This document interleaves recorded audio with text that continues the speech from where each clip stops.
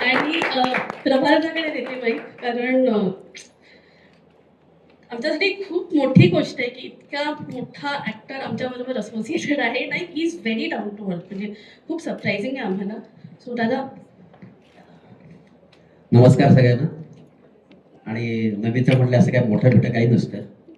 अनेक वर्ष स्ट्रगल केल्यानंतर आज इथे येऊन बसायला मिळालंय, त्याचा फार आनंद वाटतो. जरा नाटकाबद्दल बोलतो की प्रशांत माझा फार जुना मित्र, मुंबईतलाच ना. तर मी अनेक वेळा त्याला बोललो होतो की मला तुझ्याबरोबर कधीतरी काम करायला मिळेल. तेव्हा तो खूप सुसाट होता मुंबईमध्ये असताना, तर तेव्हा कधी मला संधी मिळाली नाही काम करण्याची. कदाचित मी नौका असेल किंवा माझं नाव लौकिक नसेल, घेतलं नसेल, पण असं काही नाही. आणि तो योग आला आणि जस्ट त्याचा फोन आला की अरे मी असं असं नाटक करतोय अगोदर. तर मला फार आनंद झाला की मी अनेक वर्ष व्यावसायिक रंगभूमीवर काम करतोय. जवळजवळ 27 ते 28 व्यावसायिक नाटकं माझी आजपर्यंत मी त्या नाटकातनं कामं केली. मी बालनाट्य कधी केलं नव्हतं, तर त्या निमित्ताने एक फार वेगळा अनुभव मला ह्या नाटकाबद्दल आला. कारण हे नाटक फार जुनं आहे, 30 वर्षापूर्वीचं नाटक आहे आणि खूप दिग्गज कलावंत या नाटकामध्ये काम करत होते तेव्हा.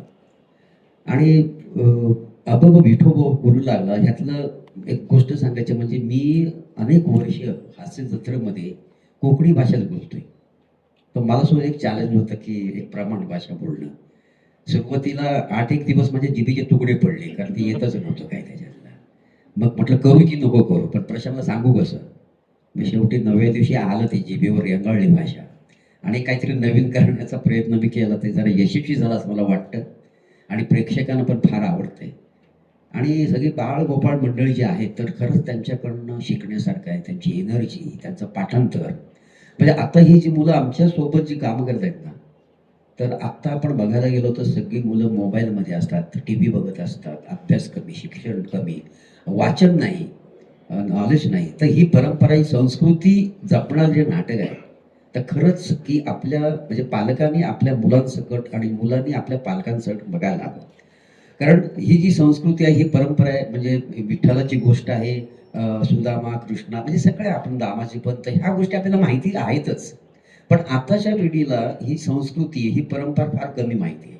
या नाटकाच्या माध्यमातून ही गोष्ट फार सुंदर मांडलेली आहे आणि याचं नेपथ्य, ह्याचे प्रकाशयोजना, ह्याचे कॉस्ट्युम्स इतके भव्य दिव्य आणि अप्रतिम निर्मिती केलेली आहे की डोळे दिपावून जातात. आणि हे बघायला त्यातले चमत्कार, काही सीन आहेत, ट्रिक सीन आहेत, ते पण फार सुंदर केलेले आहेत. आणि म्हणून हे मला नाटक करायला फार आवडलं. काय थँक्यू. आज बरीच मुलं शाळेमध्ये सेटिंग लावून प्रिन्सिपल बरोबर एक्झाम लवकर तुम्ही इथे आलेत. हे त्यांचं पॅशन आहे आणि नाटक करता करता ते एक्झाम्स मध्ये अव्वल नंबर आणि पास कसे होतील हा त्यांचा गोल आहे. त्यामुळे हे नाटक बंद करायचं प्लॅन तरी नक्कीच नाहीये. 500 प्रयोग मी तरी बघतेय खूप क्लिअरली ॲज अ विजन. आणि मुलं मोठी होत आहेत, मुलं मोठी होत राहतील. त्यांचे मी रिप्लेसमेंट खूप चुकीचा वर्ड आहे, पण कदाचित मग ते मोठे रोल करतील, त्यांच्याऐवजी अजून कोणतरी असेल, पण नाटक चालू राहील. मला पुढचा प्रश्न विचारायचा आहे. एवढे कॅरेक्टर आहेत, त्यांचे कॉस्ट्युम पण वेगळे आहेत, तर विंगवीत काय गडबड चालू असते किंवा कसं मॅनेज होते सगळं? धमाल असते, धमाल असते. म्हणजे आणि बिलीव्ह नाही करणार तुम्ही, मुलं इतकी शार्प आहेत आता की त्यांना माहितीये की कोणाचं काय कुठे ठेवलेलं आहे. अरे वा. सो मी खरंच म्हणजे या मुलांचं खूप कौतुक आहे. मजा करता करता डिसिप्लिन वेनी नाटक कसं करायचं ह्या मुलांकडून मी शिकते. आणि गंमत म्हणजे आज ही मुलं एवढी लहान दिसत आहेत, ही लहान समजू नका, ही जरा एक्स्ट्रा आहे. कारण म्युझिकवाले जर म्युझिक चुकलं ना, हे मागे आरडाओरडा करतात, सर तो चुकला, असं हळू आवाजात पण ओरडत असतात. म्हणजे ही त्यांचा त्या नाटकामध्ये इन्व्हॉल्वमेंट आहे. बरं, असंही नाही की त्यांचे पालक मागे लागतात, पालकांना ते सांगतात की नाटक आधी, म्हणजे ते बाकीचे सगळे आता उलट झाले. पालक आम्हाला सांगतात त्यांना घेऊन जा का, तिकडे जायचंय का, मग 2 तास अभ्यास कर. मग ती मुलं 2 तास अभ्यास करतात. म्हणजे पुरावा आहेत, पालक काही आहेत आता माझ्याबरोबर, ते स्वतःला मला सांगतात की त्यामुळे त्या मुलांना मार्कांचा रेशिओ पण आज वाढलेला आहे. त्यांना आमचं पहिली अट आहे, जिथे आम्ही आता ऍक्टिंग स्कूल आहे, पण पहिली अट अशी आहे की पहिलं एज्युकेशन. कारण हेही माहिती आहे की स्ट्रगल काळ आम्हीही बघितलेला आहे. तो हे ग्लॅमर आहे, हे सगळं दिखावा आहे, पण पहिला अभ्यास. सो सर, तुमचा प्रश्न परफेक्ट आहे, पण आम्ही मुलांच्या अभ्यासाकडे दुर्लक्ष अजिबात करत नाही. पहिलं त्यांच्या अभ्यासाकडे लक्ष देतो आणि पालकांचं रिपोर्टिंग असतं दररोज की त्यांनी काय केलंय, आणि ते करत असताना नाटकाच्या एक्सरसाइज पण त्यांच्याकडनं दररोज अर्धा तास केल्या जातात.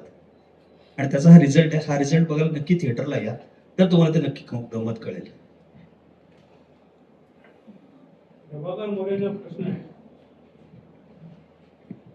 इतके वर्ष कॉमेडी केलेले आहेत, तुम्ही आता मगाशी बोललात की ती भाषा आहे ती शिकायला मला, म्हणजे जी कोकणी भाषा सोडून तुम्ही आता जी बोलणार आहात या नाटकात, ती जिभेवर रेंगाळायला 8 दिवस लागले.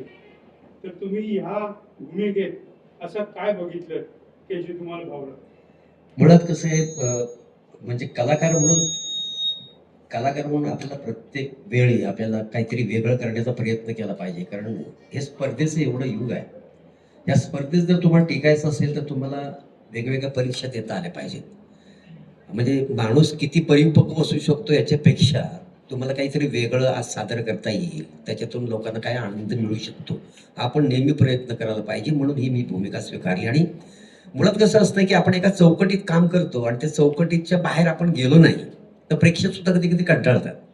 म्हणून आपण काहीतरी प्रेक्षकांसाठी आपण काहीतरी नवीन करायला हवं. आणि हे नाटक मला त्यासाठी फार गरजेचं वाटलं. म्हणून म्हणजे मुळात मी मगाशी बोललो की आपण जसं अनेक वर्ष आपण काम करत असतो, काम करतो 20, 25, 30 वर्ष, आणि नवीनच्या शोधात असतो. पण नवीन काय, पण ही मुलं जी आहेत ना, ही एनर्जी तुम्हाला देऊन जातात. मला फार एक गोष्ट याच्यात आवडली की आता मी त्या मुलांना एवढं आहे काम करताना, ही जी एनर्जी मी अजून 25-30 वर्ष काम करेन ना, हे मला फार आवडलं. म्हणून मी फार म्हणजे बालनाट्य निवडायच्या पाठीमागे कारण हे आहे की मला काहीतरी वेगळं पण करायचं होतं. आणि मी असं सिनेमा, वेब सिरीज अशा वेगवेगळ्या करत असतो, पण नाटकातून मला काय फारसं म्हणजे माझी जेवढी व्यावसायिक नाटकं आली 27-28, त्यातली जवळजवळ मी 25 नाटकं मी बानकुडी भाषेतच केलेली आहेत.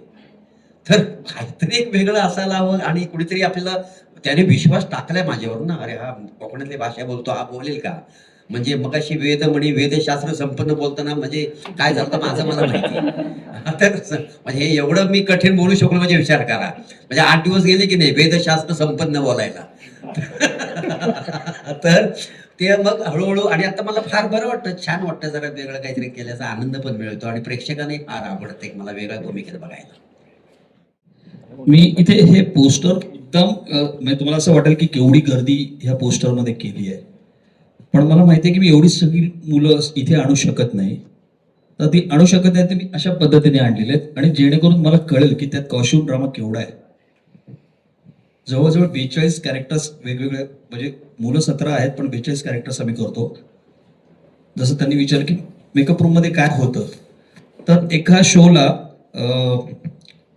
नवलकरांची मुलगी आली होती, ऍक्ट्रेस आपली, तिने विचारलं की काय करता तुम्ही हे.